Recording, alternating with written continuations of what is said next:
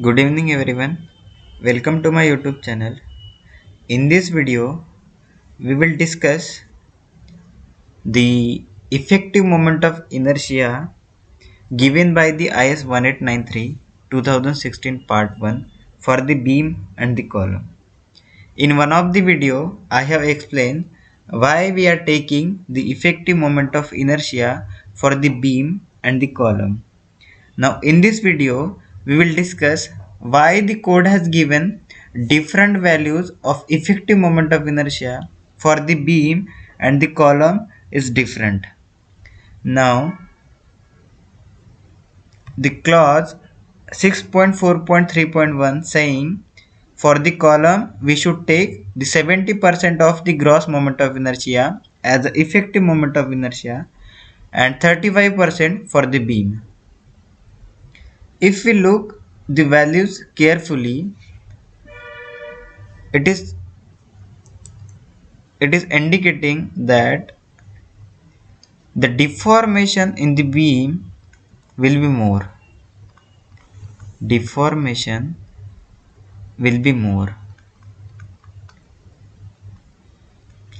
And deformation in the column will be quite less, or it will be quite less than the beam. Now let us try to understand why code is using more ductility in case of beam and why we are not providing more ductility in the column. So let us take one frame. Here I have showing one frame which is subjected to the earthquake load, and also I have showed the deflected shape. Now take the one column from this frame. In the first oscillation, the column will deflect something like this. You can see in the figure 1. Now this portion is in the compression and this portion is in the tension. Now as the tension will generate in the concrete, that means the molecules which is present here will stretch and the bond here in the concrete will be quite, or it will be loosened up to certain extent. Now in the second case, you can see in the figure 2, when the oscillation will be in the opposite direction, so this portion will be in the compression and this portion will be in the tension. So look this phase only, before it was in the tension and now it is in the compression. So because of this reversal of stresses, some portion of concrete will peel out from this phase. So some quantity of concrete will peel out. You can see in the figure 4. I am saying only this direction. Now look at in the figure 3. This side is in the compression and this side is in the tension. So in the figure 2 this side was in the tension and figure 3 this side has came in the compression.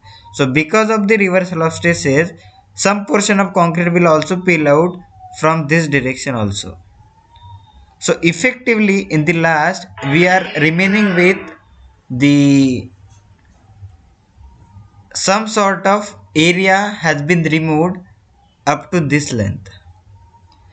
Now because of the removal of area, the stress concentration will occur at this phase or at this location.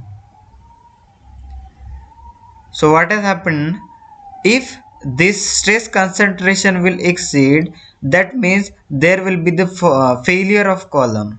So we know that as the column will fail, it will lead to the global failure of structure.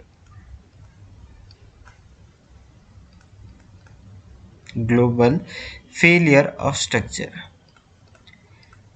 So if I am using more ductility in case of column, like if I am providing the more confinement reinforcement or I am making more ductile the column, it won't be useful because it will lead to the global failure of structure, and this effect we call it as the pinching effect in the column. This removal of area, or this is pulled out of concrete, generally we call it as the pinching of column. pinching effect of column. So because of this pinching effect, if I am using the more ductility in case of column, then also it won't be more useful for my structure, and ultimately it will lead to the uneconomical of overall structure. So that's why we won't take the advantages of ductility in case of column. Whereas if you look into the beam, we are not seeing any pinching effect of the beam. So we can use the more ductility in case of beam. More ductility.